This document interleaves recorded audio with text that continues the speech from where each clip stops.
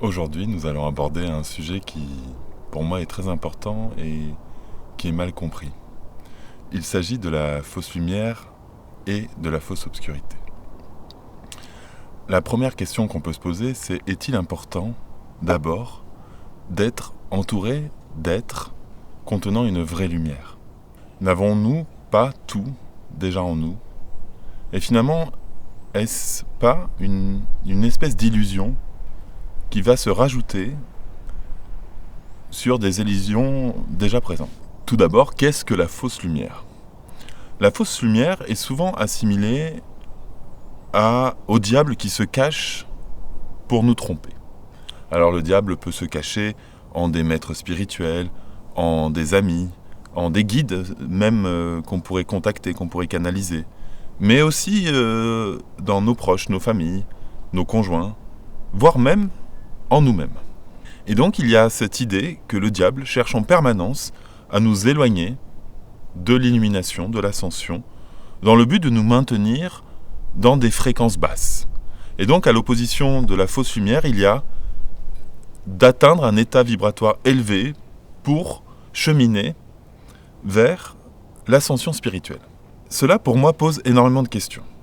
Premièrement, est-ce qu'il est nécessaire d'atteindre cette lumière dans sa vie ? Est-ce que vivre, ce n'est pas simplement profiter de ce que la matière a à nous offrir, ou est-ce que la vie est une prison duquel il faut s'échapper pour retourner vers notre état originel de pure conscience, de pure lumière ?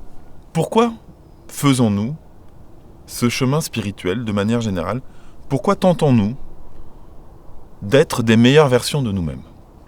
Si nous sommes des êtres faisant part du divin, de la création, ne sommes-nous pas déjà parfaits tels que nous sommes ?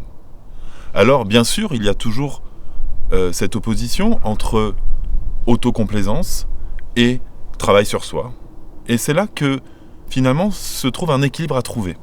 Je ne dois pas considérer que tout ce que je suis est parfait, mais je ne dois pas non plus considérer que je suis imparfait. Prenons l'exemple très répandu des pervers narcissiques. J'ai beaucoup d'amis qui se plaignent d'avoir été avec des pervers narcissiques. Des êtres qui se présentaient comme étant des personnes très aimantes, très chaleureuses, très lumineuses, et qui s'avéraient être des personnes démoniaques, terribles, derrière, pervers. Lorsque je demande à mes amis de m'expliquer la relation qu'elles ont eue avec ces pervers narcissiques, généralement, ce qu'il en ressort, c'est qu'au début de la relation, la personne était parfaite. Elle les couvrait de cadeaux, les emmenait au restaurant, était toujours là pour elles. Et puis, d'un jour à l'autre, ces personnes se sont retournées, sont devenues pervers. À ce moment-là, je demandais à mes amis, mais pourquoi, dès le début, avez-vous accepté que ces personnes vous couvrent de cadeaux et se comportent comme l'image archétypale du prince charmant ? Et en fait, le point que je veux soulever, c'est celui-là. C'est-à-dire que finalement, si l'on accepte une prétendue lumière ou des vertus apparentes, et qu'on crée ou que l'on accepte une situation déséquilibrée dès le début, il ne faut pas s'étonner qu'à un moment, ça se retourne. Une personne équilibrée n'accepte pas que quelqu'un puisse trop en faire. C'est-à-dire qu'on peut déceler, dès le début, si un homme ou une femme en fait trop, va quelque part se mettre dans une position de soumission envers nous, ou nous admirer de manière exacerbée, qu'il y a un piège, qu'il y a quelque chose qui ne va pas. Et finalement, mes amis qui se sont plaints du comportement pervers de leur relation précédente ont à un moment accepté un déséquilibre qui les avantageait. Pourquoi ? Parce que ces personnes n'arrivaient pas à s'aimer elles-mêmes. Et donc elles ont considéré que l'excès d'amour que pouvait leur apporter la personne qui s'est trouvée devenir à un moment pervers était ce qu'elle méritait.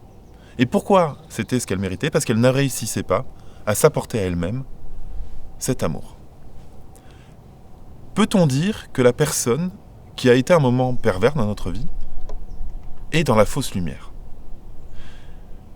Prenons un autre exemple d'un guide spirituel.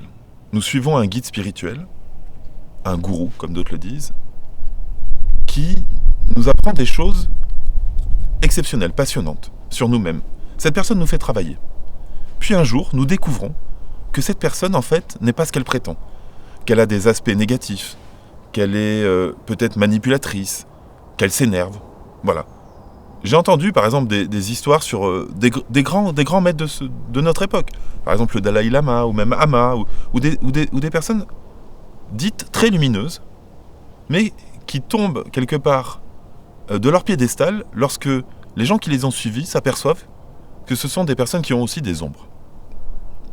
Et à ce moment-là, il y a cette idée que on cherche la perfection chez le guide spirituel pour qu'il soit une meilleure version de nous-mêmes.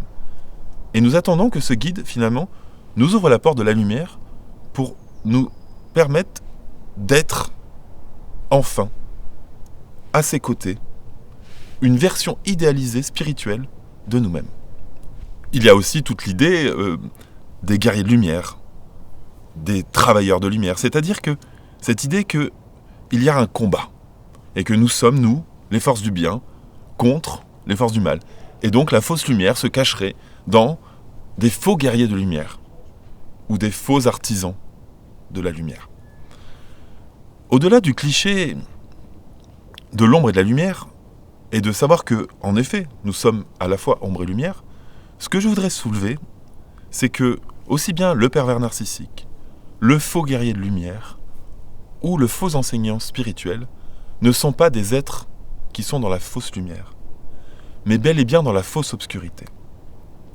Si nous les suivons, et si nous pensons qu'ils sont la solution pour le pervers narcissique à nous aimer nous-mêmes, pour le guide spirituel à atteindre enfin l'élimination, ou pour le guerrier de lumière à incarner la force bénéfique face à la force obscure, c'est que nous passons à côté de l'essentiel qui est que tout cela est en nous. S'aimer nous-mêmes n'est pas un pouvoir que l'on doit remettre à une personne.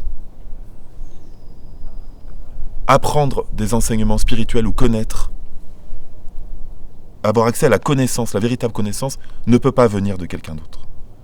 Trouver en soi-même la force ne nécessite pas un combat entre le bien et le mal.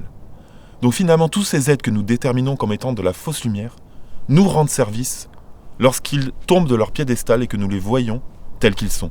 Car nous comprenons que nous devons reprendre notre pouvoir personnel.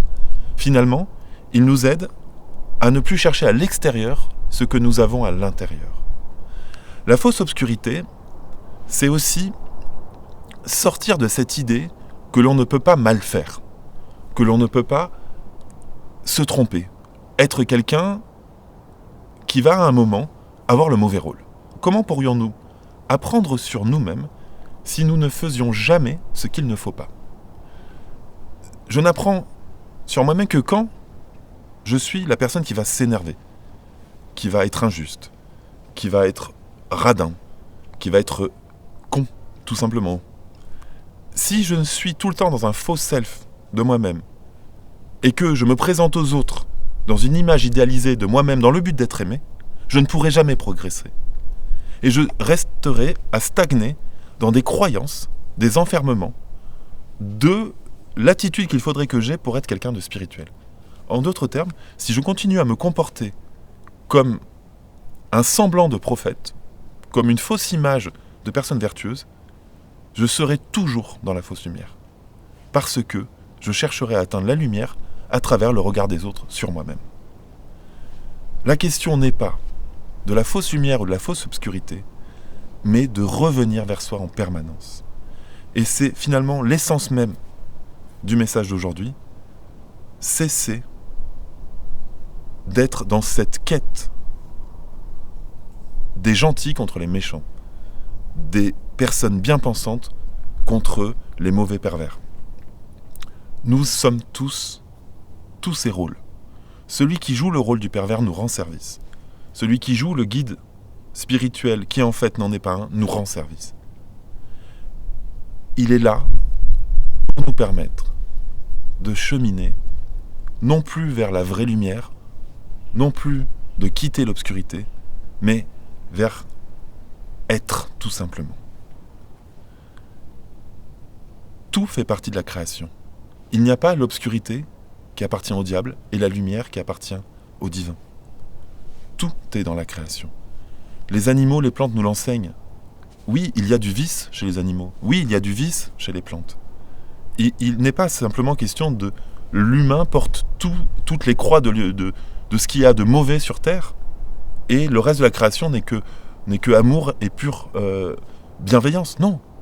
Moi, j'ai pu constater des comportements animaux qui étaient pervers, sadiques, égoïstes, malveillants. Donc, il faut arrêter de se juger en permanence, et il faut retourner vers un amour de soi total, en acceptation. Si je veux réussir à m'aimer inconditionnellement, je dois m'accepter inconditionnellement. Si je cherche des exemples de comportements que je devrais avoir à travers des comportements idéalisés, je ne pourrai jamais m'aimer moi-même.